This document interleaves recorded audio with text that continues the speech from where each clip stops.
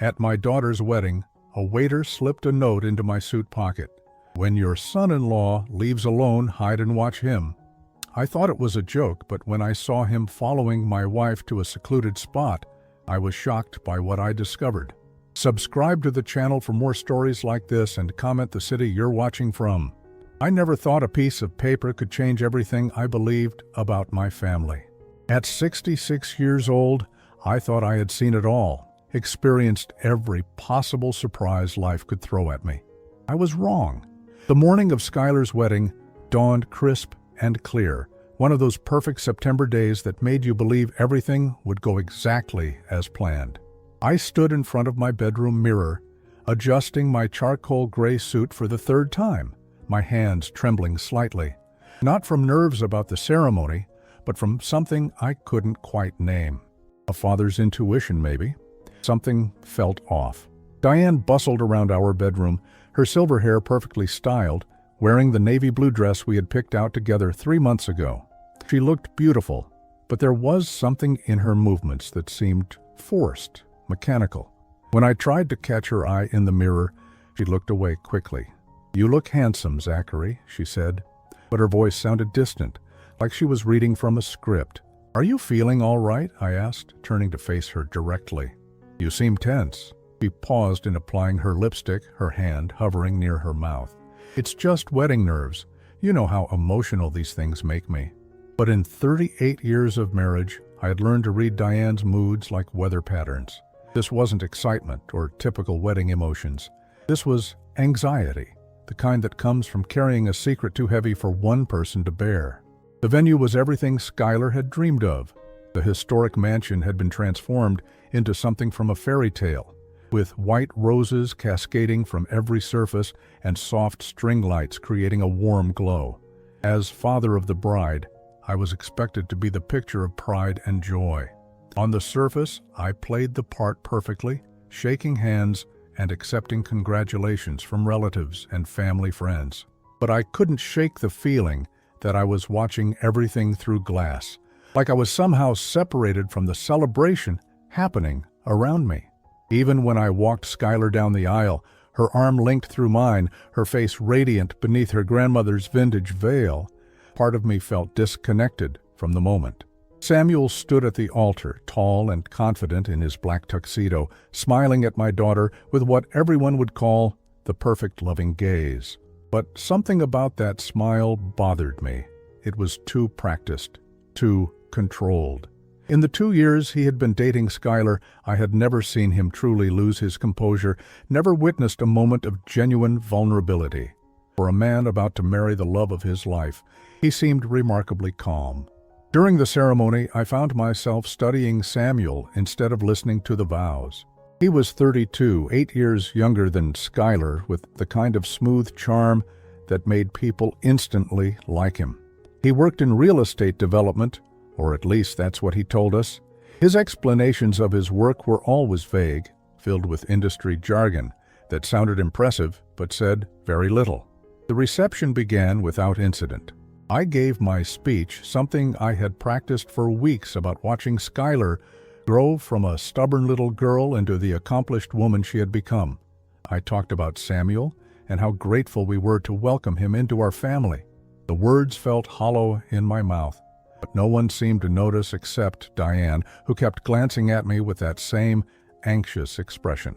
It was during the cocktail hour that everything changed. I was standing near the bar, nursing a whiskey and trying to shake off my uneasy mood, when a young man in a server's uniform approached me.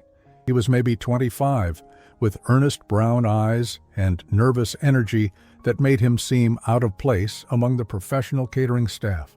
"Excuse me, sir," he said quietly, glancing around to make sure no one was watching. "Are you Zachary, Skylar's father?" I nodded, wondering if there was some issue with the service or if he needed direction to the kitchen. Instead of asking about wedding logistics, he stepped closer and pressed a small folded piece of paper into my palm. His hand was shaking slightly, and when I looked into his eyes, I saw something that made my stomach clench: fear. "When your son-in-law leaves alone, hide and watch him," he whispered urgently. "Don't let him see you, but watch where he goes and who he talks to." Before I could respond, before I could ask who he was or why he was telling me this, he melted back into the crowd of servers, leaving me standing there with the paper burning in my hand like a live coal. I unfolded it carefully, expecting to find some kind of explanation, but there were only those same words written in careful handwriting. When your son-in-law leaves alone, hide and watch him. Oh, my first instinct was to crumple it up and throw it away. Wedding pranks weren't uncommon, and maybe this was just some misguided attempt at humor, but something about the young man's expression, the genuine fear in his voice, made me hesitate.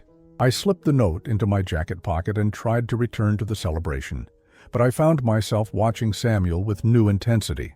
And once I started really looking, I began to notice things that had been there all along, hiding in plain sight. Samuel moved through the reception with purpose, never lingering in one conversation too long.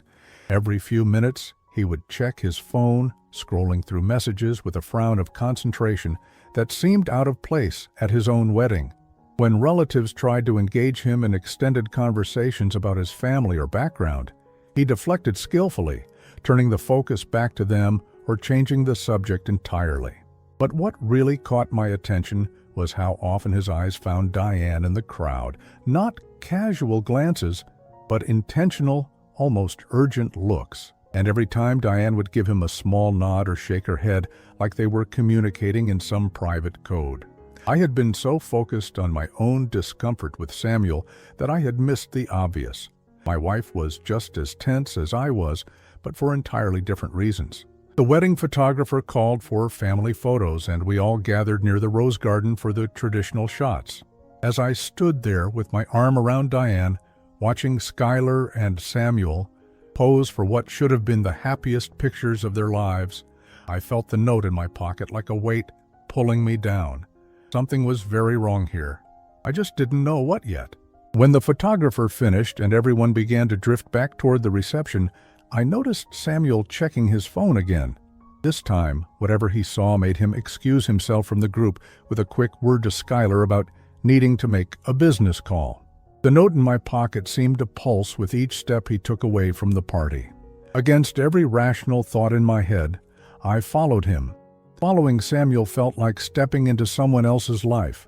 In 38 years of marriage, I had never spied on anyone, never felt the need to sneak around or question what people told me. But here I was, ducking behind columns and keeping to the shadows like some amateur detective, my heart pounding with each careful step. Samuel walked with purpose, moving away from the main reception area toward the quieter part of the mansion grounds. He wasn't heading to make a business call, as he had told Skylar. He was heading somewhere specific, somewhere he clearly didn't want to be seen. I kept my distance, staying far enough back that he wouldn't notice me, but close enough to see where he was going. The late afternoon sun cast long shadows across the manicured gardens, giving me plenty of cover as I followed the stone pathway that wound around the side of the building. When Samuel stopped near a secluded gazebo tucked away from the main reception, I quickly stepped behind a large oak tree, pressing my back against the rough bark. My breathing sounded impossibly loud in my own ears, and I was certain he would hear me and turn around. But he seemed focused on something else entirely. He was waiting for someone. I didn't have to wait long to find out who.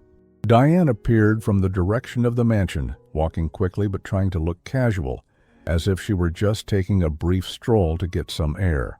But even from my hiding spot, I could see the tension in her shoulders, the way she kept glancing back toward the reception to make sure no one was following her.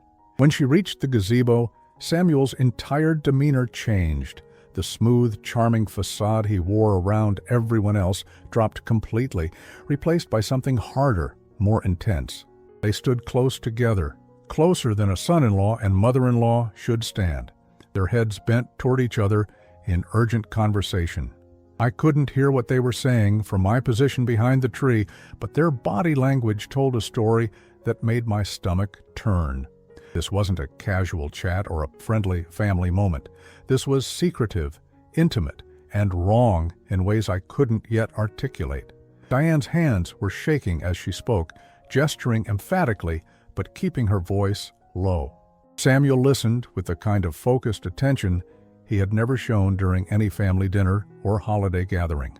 When she finished speaking, he reached out and touched her arm, not roughly but possessively, like he had the right to comfort her.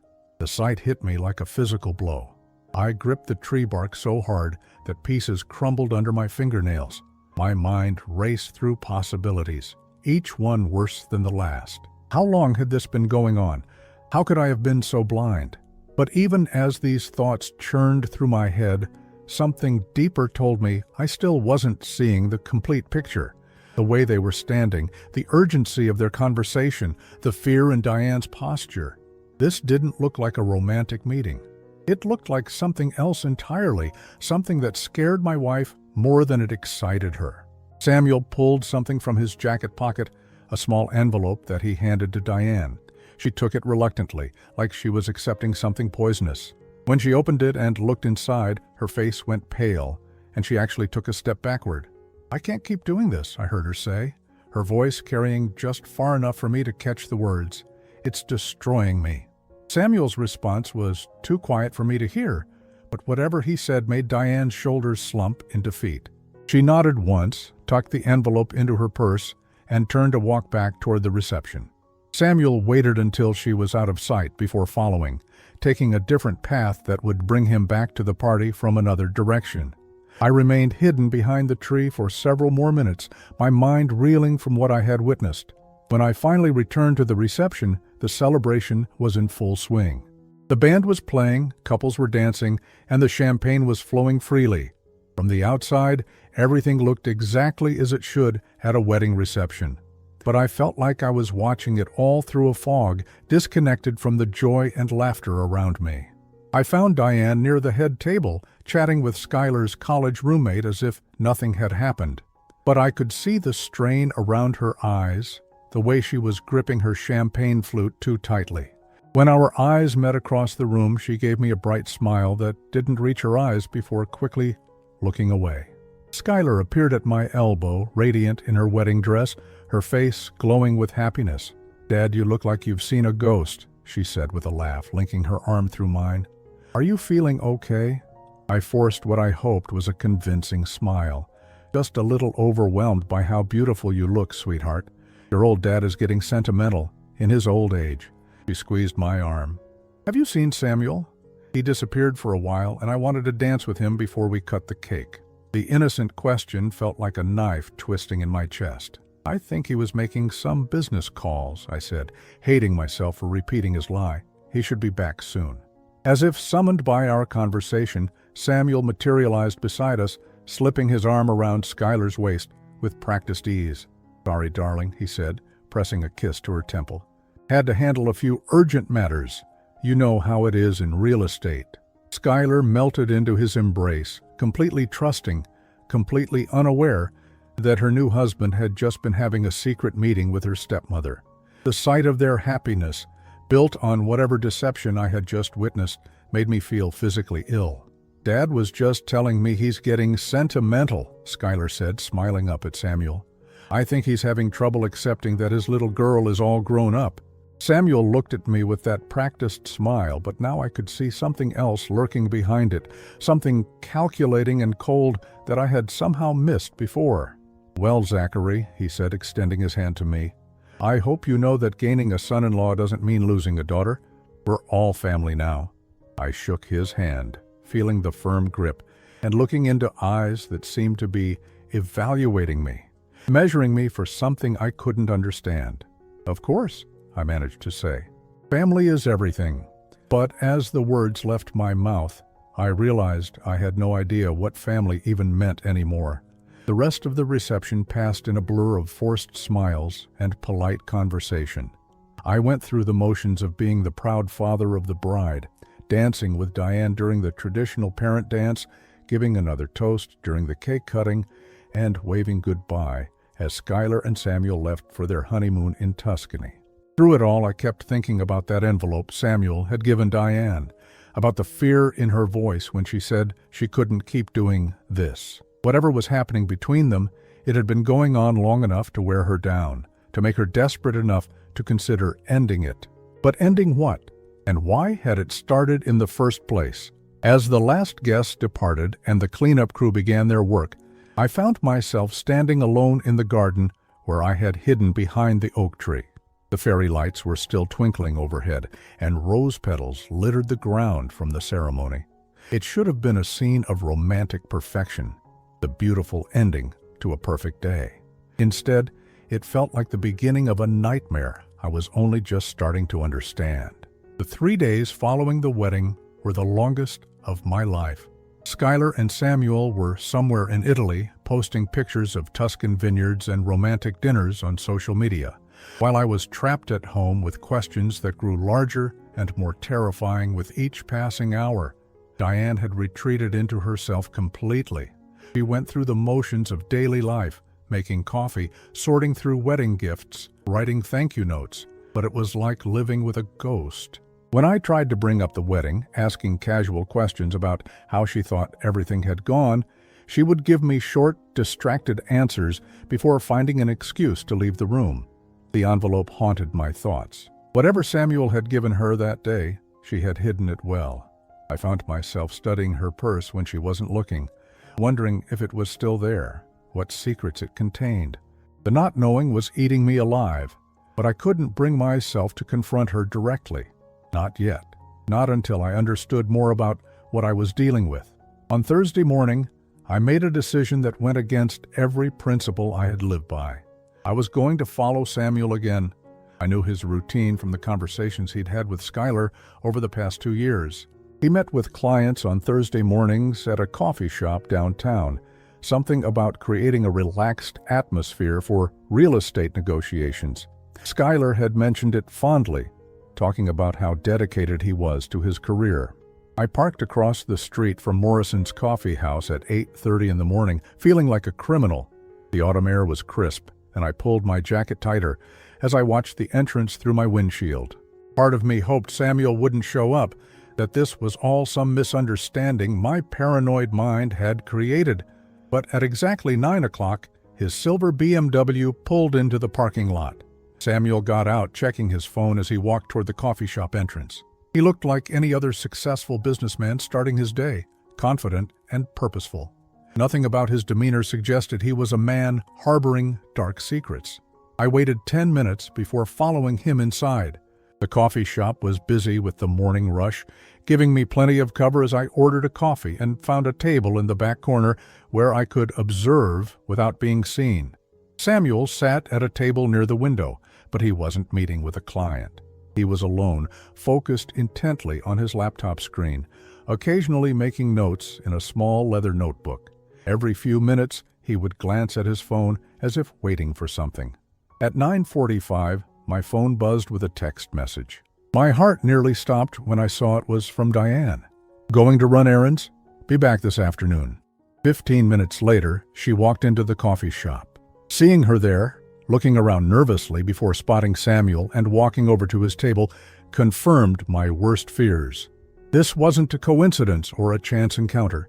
This was planned, coordinated, secret. I sank lower in my chair, pulling my newspaper up to partially obscure my face. From my vantage point, I could see them clearly, but couldn't hear their conversation over the ambient noise of the coffee shop. What I could see was enough to make my hands shake as I gripped my coffee cup. Diane sat across from Samuel, her posture rigid with tension. She kept her voice low, leaning forward slightly, her hands clasped tightly on the table. Samuel listened with that same intense focus I had witnessed at the wedding, occasionally nodding or asking quiet questions. Then he reached into his briefcase and pulled out a manila folder. Even from across the room, I could see it was thick with papers, official-looking documents that made Diane's face go pale when she saw them. Samuel opened the folder and spread several pages across the table between them. Diane's hands trembled as she looked at whatever he was showing her. She shook her head several times, her lips moving in what looked like protests or pleas. But Samuel remained calm, pointing to specific sections of the documents, his manner patient but implacable. The sight of my wife of 38 years being systematically broken down by my daughter's husband filled me with a rage I had never experienced before. Whatever hold he had over her, whatever he was using to manipulate her, it was destroying the woman I loved. But I forced myself to stay seated, to keep watching, because I needed to understand the full scope of what was happening before I acted. Rushing in blind would only make things worse for everyone, especially Diane. After about 20 minutes, Diane reached into her purse and pulled out a checkbook. My stomach dropped as I watched her write out a check, her hand shaking so badly she had to start over twice. When she finally tore it off and handed it to Samuel, he glanced at it briefly before folding it and slipping it into his jacket pocket. But that wasn't the end of their transaction. Samuel then pulled out his phone and showed Diane something on the screen. Whatever it was made her close her eyes and take a deep breath, as if gathering strength for an ordeal she couldn't avoid. She nodded once, then reached into her purse again. This time she pulled out a small key and placed it on the table between them. Samuel picked it up immediately, examining it briefly before putting it in his pocket alongside the check. A key to what? Our house? A safe deposit box? Some other property I didn't know about? The questions multiplied in my mind as I watched Samuel close the folder and put it back in his briefcase. Their business was apparently concluded, but neither of them looked satisfied or relieved. Diane looked defeated, worn down by whatever burden she was carrying. Samuel looked like a man checking items off a to-do list, efficient and emotionless. They didn't leave together. Samuel packed up his things and walked out first, not even acknowledging Diane as he passed her table. She sat there for another 10 minutes, staring into her coffee cup like it might contain answers to questions she couldn't bring herself to ask. When she finally stood to leave, I could see that she had been crying. Not the dramatic tears of someone in acute distress, but the quiet, exhausted tears of someone who had been crying on and off for weeks or months. I waited until she was gone before leaving the coffee shop myself. My mind was reeling from what I had witnessed, but one thing was crystal clear. Samuel was extorting money from my wife. The check, the key, the documents he had shown her, it all pointed to some form of blackmail or coercion. But what could he possibly have on Diane that would give him this kind of power over her? I thought I knew my wife completely. We had been together since we were young, had built a life and raised a daughter together. What secrets could she possibly be hiding that would make her vulnerable to someone like Samuel? As I drove home, fragments of memory began surfacing. Little things I had dismissed at the time, but that now seemed significant. Phone calls that Diane would end abruptly when I entered the room. Trips to visit her sister that seemed to happen more frequently than usual. Credit card bills that she handled without showing me, claiming she was trying to organize our finances better. How long had this been going on? Had it started before Samuel proposed to Skylar, or was their engagement part of some larger plan? The house felt different when I walked through the front door. Every familiar room now seemed to harbor secrets, every corner potentially hiding evidence of the deception that was apparently unfolding under my own roof.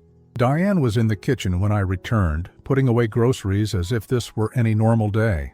She looked up when I entered, and for a moment I saw something flicker across her face. Guilt, fear, maybe relief that I was home. "How were your errands?" I asked, testing to see if she would lie to my face. "Fine," she said, not meeting my eyes. "Just the usual things. Grocery store, pharmacy." She was lying. Boldly, directly lying to me after 38 years of marriage. The realization hit me like a physical blow, and I had to grip the kitchen counter to keep my knees from buckling. "Zachary, are you all right?" Diane asked, finally looking at me directly. "You look pale." I wanted to scream. I wanted to demand answers, to shake her, until she told me everything. But something in her expression stopped me, the same fear I had seen at the coffee shop, the exhaustion that seemed to be eating her alive from the inside. "I'm fine," I said, forcing my voice to remain steady. "Just tired." The wedding took more out of me than I expected. She nodded, accepting my explanation with visible relief. "Why don't you rest for a while? I'll start dinner." As I walked upstairs to our bedroom, I could hear her moving around the kitchen, the familiar sounds of a life that now felt like an elaborate performance. Somewhere in this house, hidden among our shared possessions and memories, were the answers I desperately needed. I was going to find them, No matter what they revealed about the woman, I thought I knew better than anyone in the world. I couldn't sleep that night. Every time I closed my eyes, I saw Diane's trembling hands writing that check, saw the defeat in her shoulders as she handed Samuel the key.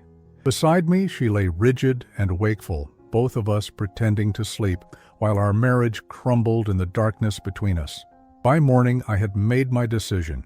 I couldn't live with the uncertainty any longer, couldn't watch my wife being slowly destroyed by whatever hold Samuel had over her. The truth, no matter how painful, had to be better than this suffocating cloud of deception. I waited until Diane left for her book club meeting, something that might have been real or might have been another lie. I could no longer tell the difference. Then I did something I had never done in 38 years of marriage. I searched through her personal belongings. I started with her purse, the same black leather bag she had carried to the coffee shop. My hand shook as I opened it, feeling like I was violating something sacred. Among the usual items, wallet, keys, reading glasses, tissues, I found a small appointment card for a clinic I didn't recognize and a receipt from an ATM withdrawal for $500 in cash, dated the day before the wedding. But it was in her jewelry box, tucked beneath the velvet lining of the bottom drawer, that I found what I was looking for. The envelope was the same one Samuel had given her at the wedding reception. Inside were photographs, dozens of them, and a single sheet of paper covered in Samuel's neat handwriting. My hands trembled as I looked at the first photograph. It showed Diane in what appeared to be a hotel room, embracing a man I didn't recognize. The timestamp in the corner indicated it was taken 8 months ago while I was away on a business trip to Denver.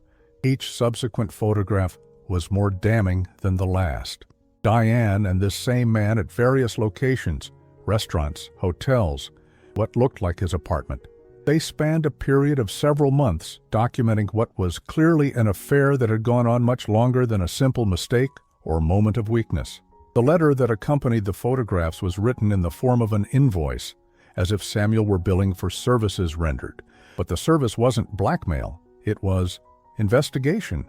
Mrs. Holloway, it read, per your husband's request, please find enclosed documentation of your extramarital activities between February and June of this year. Payment for investigative services, $10,000, due upon completion of assignment. Additional services available upon request. The words swam before my eyes as their meaning became clear. Samuel hadn't discovered Diane's affair by accident. He had been hired to investigate it. By me. Except I had never hired him. I had never suspected Diane of cheating, never felt the need to have her followed or investigated. Someone had used my name to set this entire thing in motion, and that someone could only be Samuel himself. I sat on our bedroom floor, surrounded by the evidence of my wife's betrayal and my son-in-law's elaborate deception, trying to piece together how we had all ended up in this nightmare. The affair was real. I could see that clearly in the photographs.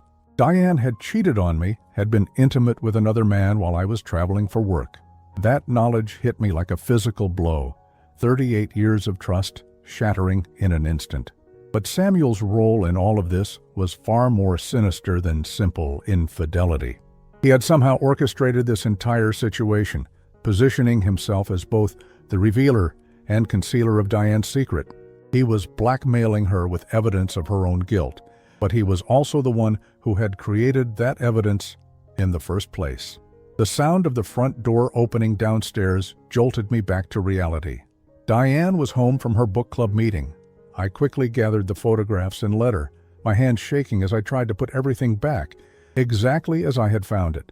But I kept one photograph and the letter. I needed proof of what I had discovered, evidence of the manipulation that was destroying my family from within. Zachary? Diane's voice called from downstairs. I'm home. Coming, I managed to call back, my voice sounding strange and hollow in my own ears. I found her in the kitchen, unpacking groceries that she claimed to have picked up after her book club meeting. She moved with the same careful, anxious energy I had been noticing for weeks, each gesture slightly too controlled. as if she were performing the role of a normal wife going about her normal day. "How was book club?" I asked, leaning against the kitchen counter. "Fine," she said without looking at me. "We discussed that new novel everyone's been talking about. You know, the one about the marriage that falls apart when secrets come to light." The irony of her words was so sharp it almost made me laugh. Instead, I felt something cold and hard settle in my chest. "Diane," I said quietly, "we need to talk." She froze, a box of pasta half lifted from the grocery bag. "About what?" "About Samuel. About what he's been doing to you." The box slipped from her fingers, hitting the floor with a hollow sound that seemed to echo through the sudden silence between us. When she finally turned to look at me, her face was white as paper. "I don't know what you mean," she whispered, but there was no conviction in her voice. I reached into my pocket and pulled out the photograph I had taken from her jewelry box. I placed it on the kitchen counter between us, watching as her eyes widened with horror and recognition. "I know about the affair, Diane. I know about the blackmail. I know Samuel has been extorting money from you for months." She stared at the photograph for a long moment, then slowly sank into one of the kitchen chairs, as if her legs could no longer support her weight. "How did you find out?" she asked, her voice barely audible. "I followed him. I saw you give him money, saw him showing you documents. I found the rest of the photographs in your jewelry box." Diane closed her eyes, and when she opened them again, they were filled with tears. "I'm so sorry, Zachary. I'm so sorry for all of it." "Tell me everything," I said, sitting down across from her. "From the beginning?" She took a shaky breath, then began to speak. The story that emerged was even more devastating than I had imagined. The affair had started during a particularly difficult period in our marriage when I was traveling frequently for work, and Diane was feeling lonely and neglected. She had met David at a coffee shop, the same one where I would later watch her meet with Samuel, and what began as friendly conversation had gradually developed into something more intimate. "It was never supposed to be serious," she said, tears streaming down her face. "It was just, I felt invisible, Zachary, like I had disappeared from my own life. David made me feel seen again." The affair had lasted 4 months before Diane ended it, overwhelmed by guilt and terrified of destroying our marriage. She thought it was over, that no one would ever know about her moment of weakness. Then Samuel appeared in their lives. "He approached me about 6 months ago," Diane continued, her voice growing steadier as she talked. "He said he was a private investigator, that he had been hired to look into my activities. He showed me the photographs, told me that his client was considering divorce proceedings." "His client?" I repeated. "He told you I had hired him." Diane nodded miserably. "He said you suspected something, that you had asked him to gather evidence. I was terrified that our marriage was over, that you were planning to leave me, so you paid him to keep quiet. At first he said he might be able to convince his client, you, to reconsider if I was willing to compensate him for his discretion. It started with $5,000. Then he came back asking for more, saying his client was still suspicious, still considering taking action. The elaborate cruelty of Samuel's scheme was breathtaking. He had positioned himself as both the threat and the solution, playing on Diane's guilt and terror to extract money while simultaneously ingratiating himself with our family through his relationship with Skylar. "How much have you given him?" I asked. Diane's face crumpled. $15,000 so far, plus the key to our safe deposit box. He said he needed to verify that we had assets worth protecting, that his client might be satisfied with a financial settlement rather than pursuing a divorce. The safe deposit box contained nearly $50,000 in cash and bonds, money we'd been saving for retirement. Samuel now had access to our life savings, and my daughter had just married him. "Diane," I said gently, "I never hired him. I never suspected you of having an affair. I never authorized any investigation." The words hit her like a physical blow. She stared at me in shock, then horror, as the full scope of Samuel's manipulation became clear. "He played us both," I continued. "He investigated you without my knowledge, then used what he found to blackmail you while positioning himself to marry into our family. This was never about money. It was about control." Diane began to sob, great heaving cries that seemed to come from somewhere deep inside her chest. What have I done? What have we done to Skylar? That was the question that had been haunting me since I first saw them together at the wedding reception. My daughter had married a man who was capable of elaborate psychological manipulation, who had spent months systematically destroying her mother while planning his own integration into our family. "We have to tell her," Diane said through her tears. "We have to warn her." I nodded, but even as I did, I knew it wouldn't be that simple. Skylar was on her honeymoon, blissfully happy, believing she had married the love of her life. How could we destroy that happiness with the truth about what Samuel really was? And, more importantly, would she even believe us? Or would Samuel find a way to turn our accusations against us, to make us look like jealous parents trying to destroy her marriage? As I held my sobbing wife in our kitchen, surrounded by the wreckage of our family's trust and security, I realized that exposing Samuel's crimes was only the beginning. The real challenge would be protecting Skylar from the monster she had just promised to love, honor, and obey for the rest of her life. The next 72 hours were the most carefully calculated of my life. While Skylar and Samuel were still honeymooning in Tuscany, posting pictures of romantic dinners and vineyard tours, I was methodically building a case that would destroy the man my daughter believed she loved. Diane had fallen apart completely after our confrontation in the kitchen. The weight of carrying Samuel's blackmail for months, combined with the revelation that I had never hired him in the first place, had broken something fundamental inside her. She spent most of those 3 days in bed, alternating between exhausted sleep and quiet crying. I brought her meals on trays and held her when the guilt threatened to drown her, but my mind was constantly working on the problem of how to expose Samuel without destroying our family in the process. The first step was gathering evidence. The photographs and fake invoice were damning, but I needed more. I needed proof of Samuel's pattern of behavior, evidence that would be undeniable even to someone as in love as Skylar. I started by hiring a real private investigator, a woman named Margaret Chen, who had been recommended by my attorney. Margaret was in her 50s with sharp eyes and a no-nonsense manner that inspired immediate confidence. When I explained the situation to her in her downtown office, she listened without judgment, taking careful notes. "This level of manipulation suggests your son-in-law has done this before," she said when I finished my story. Men who orchestrate elaborate psychological schemes like this don't usually start with their first victim. There are likely other families, other women he's targeted. The thought that Samuel might have destroyed other lives before setting his sights on ours filled me with cold rage. But Margaret's words also gave me hope.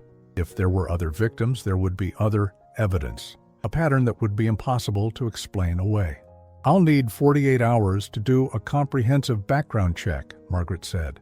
"Employment history, previous addresses, financial records, court filings. If Samuel Morrison has skeletons in his closet, we'll find them." While Margaret worked on Samuel's background, I focused on documenting the blackmail scheme. I installed a small recording device in Diane's purse, something Margaret had provided that was virtually undetectable.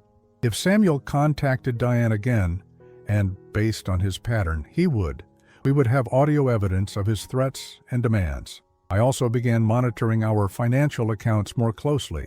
The $15,000 Diane had already given Samuel had come from her personal savings account, money she had accumulated over years of careful budgeting and part-time work. The withdrawals were all documented, creating a clear timeline of the extortion. But it was the safe deposit box that worried me most. Samuel had the key, which meant he could access our retirement funds at any time.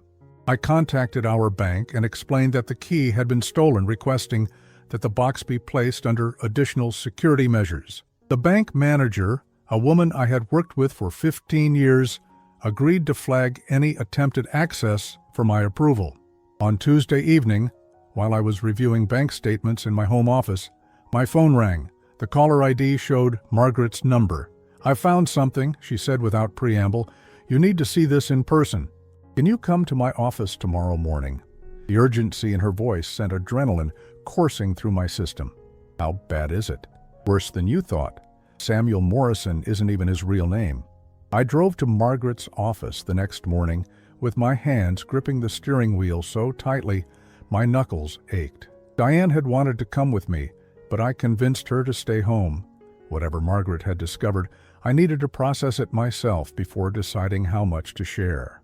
Margaret's desk was covered with printouts, photographs, and legal documents when I arrived. She gestured for me to sit down, then spread the papers out so I could see them clearly. "Your son-in-law's real name is David Samuel Morrison," she began. "He's 34, not 32, as he told your family. He has a criminal record spanning 3 states and at least 5 different identities." She handed me a mugshot that showed Samuel's face clearly, though his hair was darker and he looked younger. The man in the photograph had the same cold eyes I had noticed at the wedding, but none of the charm or polish he had cultivated for our family. "The charges include fraud, identity theft, extortion, and forgery," Margaret continued. "He's never been convicted because his victims rarely press charges. He targets middle-aged women in stable marriages, usually through elaborate psychological manipulation schemes." "How many victims?" I asked, though I wasn't sure I wanted to know the answer. "That we can document. 7 families over the past 8 years. The real number is probably higher." Margaret showed me case files from other investigations, other families who had been torn apart by Samuel's schemes. A woman in Phoenix who had been blackmailed for $23,000 before her husband discovered the truth. A family in Seattle where Samuel had convinced a mother to embezzle money from her own business to pay his demands. A couple in Denver who had lost their home after Samuel drained their savings account. "The pattern is always the same," Margaret explained. "He identifies women who are vulnerable, lonely, guilty about something, or going through a difficult period in their marriage. He engineers situations that create compromising evidence, then uses that evidence to extort money while positioning himself as either the savior or the threat." "But why marry Skylar? Why not just take the money and disappear like he did with the others?" Margaret's expression grew even more serious. "Because this time he found something better than a quick score. Your daughter is beautiful, educated, and comes from a family with substantial assets. By marrying her, he gains legal access to everything you've built, plus a respectable identity that makes it easier to target his next victims." The full scope of Samuel's plan was breathtaking in its cruelty. He hadn't just blackmailed my wife. He had infiltrated our entire family with the intention of using us as a base of operations for future crimes. "There's more," Margaret said, pulling out another set of photographs. "Samuel isn't working alone." The photograph showed Samuel meeting with a woman I didn't recognize, a blonde in her 40s with sharp features and expensive clothes. They were clearly partners reviewing documents and what appeared to be surveillance photographs of multiple families. Her name is Linda Crestwood, though that's probably not her real name either. She's the one who identifies potential targets and does the initial surveillance. Samuel handles the actual manipulation and extortion. They've been working together for at least 3 years. I stared at the photographs, feeling sick to my stomach. My daughter hadn't just married a criminal. She had married into a criminal enterprise that specialized in destroying families like ours. "What do we do now?" I asked. Margaret began gathering the documents into neat piles. "Now you have a choice. You can take this evidence to the police and have Samuel arrested, but that will mean your daughter's marriage ends in scandal and criminal proceedings. Or you can use this information to force Samuel out of your family's life without involving the authorities. What do you recommend?" "That depends on what's most important to you. Justice or protecting your daughter from public humiliation." I thought about Skylar, probably sitting at a cafe in Florence at that very moment, completely unaware that her new husband was a predator who had married her as part of an elaborate criminal scheme. Whatever choice I made would shatter her world, but I had to find a way to minimize the damage. "I need copies of everything," I said finally, "and I need you to keep investigating. If Samuel has partners, if there are other victims, I want to know about all of it." "What are you planning, Zachary?" I looked at the evidence spread across Margaret's desk, at the proof of Samuel's crimes and the devastation he had caused to other families. Then I thought about the young server at the wedding, the one who had given me the warning that started this entire investigation. "I'm going to give Samuel exactly what he deserves," I said, "but I'm going to do it in a way that protects my daughter and ensures he can never hurt another family." Margaret nodded slowly. "You'll need to be very careful. Men like Samuel don't give up easily, and they can be dangerous when cornered. Then I'll make sure he doesn't see it coming." As I drove home with copies of Margaret's evidence in a secure briefcase, I began formulating the plan that would end Samuel's reign of terror once and for all. It would require perfect timing, absolute discretion, and the kind of cold calculation I had never thought myself capable of. But Samuel had made one critical mistake in his elaborate scheme. He had underestimated a father's love for his daughter and the lengths a man would go to protect his family. He was about to learn exactly how dangerous that mistake could be. Skylar and Samuel returned from their honeymoon on a Thursday evening, glowing with the kind of happiness that made my heart break for what I was about to do. They came to our house for dinner, as we had planned before the wedding, bringing gifts from Italy and stories of their romantic adventures. Samuel played his part perfectly, charming and attentive, asking about how Diane and I had been while they were away. He even brought me a bottle of expensive Italian wine, saying he had specifically chosen it because the vineyard owner reminded him of me. Successful, dignified, someone who had built something lasting. The irony of his words was almost unbearable. Throughout dinner, I watched him interact with Skylar, noting how he managed her attention, steered conversations away from topics that might reveal too much about his past, and maintained the facade of a devoted husband. He was exceptionally good at what he did, which made him even more dangerous. But I also noticed things that hadn't been apparent before. The way his eyes would go cold for just a moment when he thought no one was looking.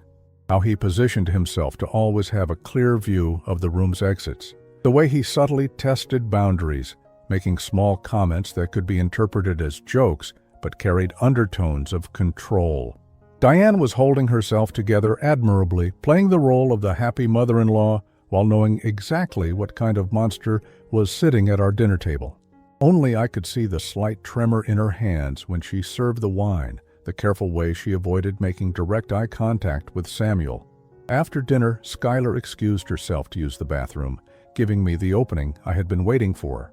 "Samuel," I said, leaning back in my chair with what I hoped appeared to be casual satisfaction, "I have something I think you'll be interested in seeing." His expression shifted almost imperceptibly, the charming mask slipping just enough to reveal the calculating intelligence beneath. "Oh? What's that, Zachary?" I reached into my jacket pocket and pulled out a single photograph, one of the surveillance pictures showing him meeting with Linda Crestwood. I placed it on the table between us, watching as recognition and alarm flashed across his features. "I think we need to have a private conversation," I said quietly. "Tomorrow morning, 10 o'clock, Morrison's Coffee House." The choice of location wasn't accidental. It was the same place where I had first witnessed him extorting money from my wife, where this nightmare had truly begun for me. The symbolism felt appropriate. Samuel stared at the photograph for a long moment, his jaw tightening almost imperceptibly. When he looked back at me, the charming facade was completely gone, replaced by something much more dangerous. "I'm not sure what you think you know," he said, his voice barely above a whisper, "but I'd be very careful about making accusations you can't prove." "Oh, I can prove quite a lot," I replied evenly. "The question is whether you'd prefer to discuss this privately or have the conversation in front of my daughter." The threat hung in the air between us, and I could see Samuel calculating his options, trying to determine how much I actually knew and how far I was willing to go to protect my family. Skylar's voice from the hallway interrupted our staring contest. Samuel immediately transformed back into the loving husband, standing to help his wife with her coat as if nothing had happened. 10 o'clock, I repeated quietly as they prepared to leave. Samuel nodded once, a tight, controlled movement that confirmed he understood exactly what was at stake. The next morning, I arrived at Morrison's Coffee House 15 minutes early, choosing the same table where I had first watched Samuel manipulate my wife.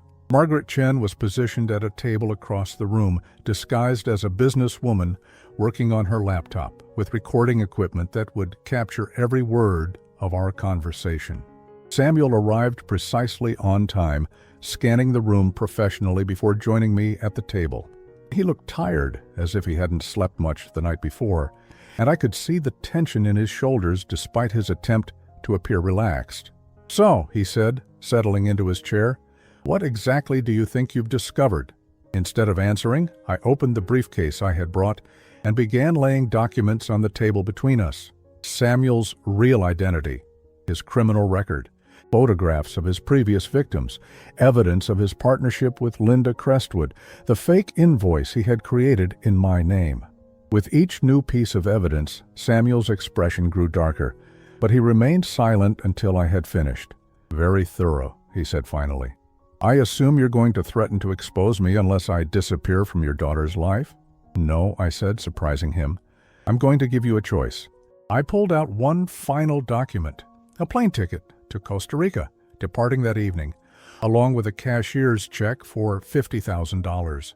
"Option 1, I continued, "you take this money and disappear. Tonight, you tell Skylar there's been a family emergency, that you have to leave immediately and may not be able to return for some time. You file for divorce from a distance, citing irreconcilable differences. Clean, simple, no criminal charges." Samuel stared at the ticket and check, his mind clearly working through the implications. "What's option 2? I reached into my jacket and pulled out my phone, showing him the contact information for Detective Maria Santos with the fraud division of the local police department. "Option 2 is that I call Detective Santos and turn over all of this evidence. She's already familiar with your work. Apparently, you're wanted for questioning in connection with the Seattle case. A conviction would mean 10 to 15 years in federal prison." The silence stretched between us for nearly a minute. Samuel picked up the cashier's check, examining it as if looking for some kind of trap. "Why not just have me arrested?" he asked. "Why give me an escape route?" "Because my priority is protecting my daughter, not satisfying my need for revenge. If you're arrested, Skylar becomes the wife of a convicted criminal. The media attention, the trial, the testimony about your previous victims, it would destroy her reputation and her career. This way, she gets to be a woman whose husband left her, not a woman who was married to a predator." Samuel set the check down carefully.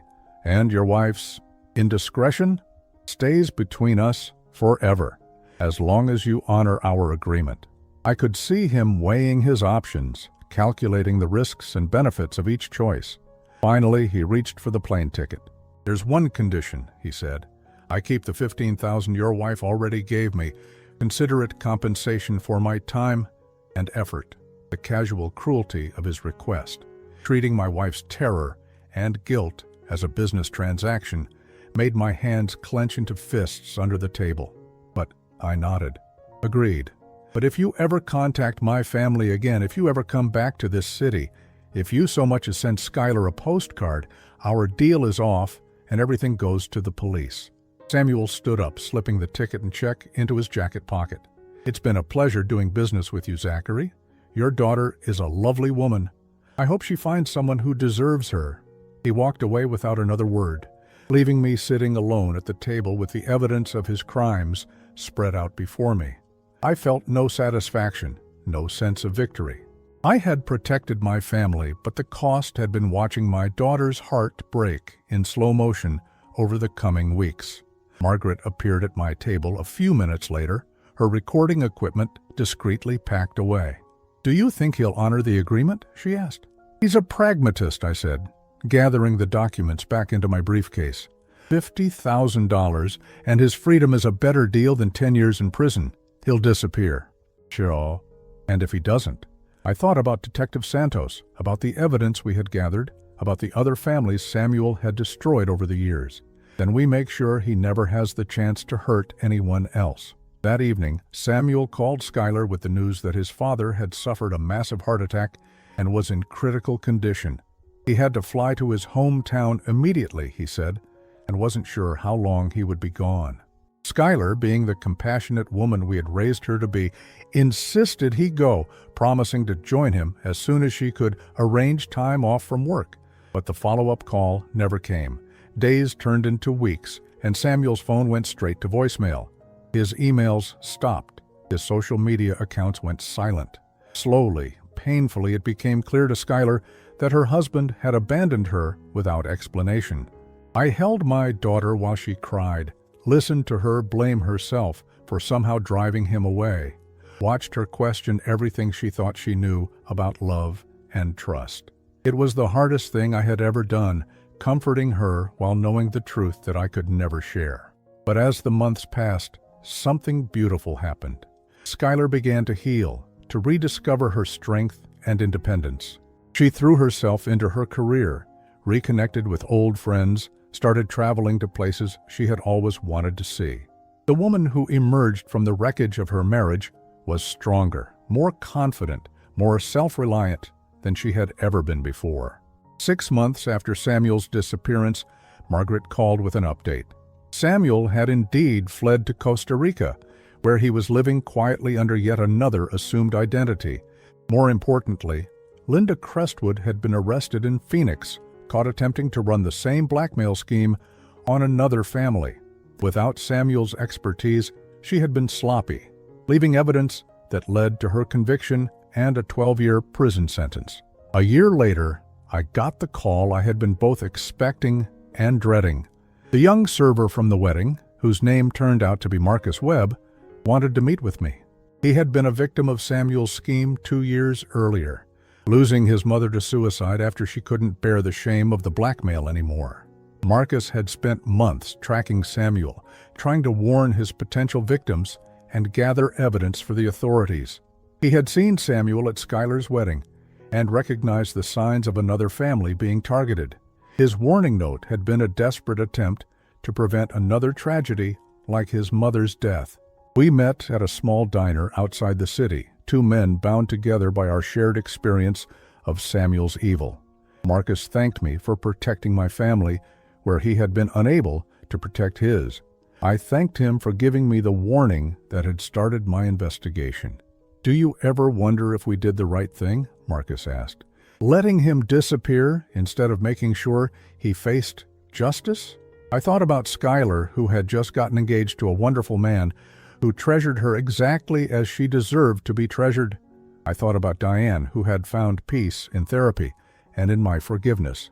I thought about our family, scarred but intact, stronger for having survived Samuel's attempt to destroy us. "Sometimes the greatest justice is simply stopping the evil from spreading," I said. "We saved every family Samuel would have targeted after ours. That has to be enough." As I drove home that evening, I thought about the mysterious forces that sometimes intervene in our lives: a stranger's warning, a father's intuition, the courage to act when everything you love is threatened. Samuel had been a master manipulator, but he had underestimated the power of a family that refused to be broken. The truth about what had happened would remain between Diane and me forever. Skylar would never know how close she had come to a lifetime of manipulation and abuse. She would never know about her mother's affair or the blackmail that had nearly destroyed us all. Some secrets are meant to protect the people we love. Some lies are acts of mercy. And sometimes the greatest victory is the one that leaves no trace behind except the safety of those who matter most. Samuel Morrison, or whatever his real name was, had vanished into the shadows where predators belong. My family had survived, scarred but whole, ready to build new happiness on the foundation of hard-won wisdom. That was justice enough for me.